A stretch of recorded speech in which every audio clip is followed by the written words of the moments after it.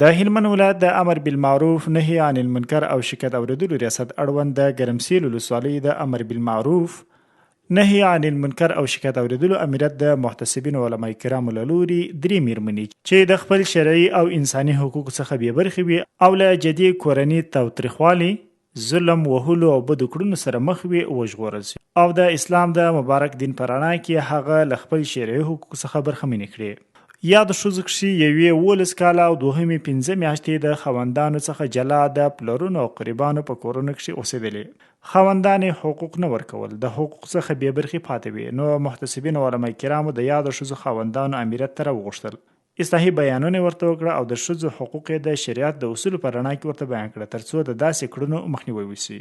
تر اصلاحي بیان وروسته دې ته ژمن سو چې آینده به خپل ژوند ډیر ښه تیروي. کوم حقوق چې د ښځو وي هغه به پوره ورکوي او ظلم به نه ورسره کوي.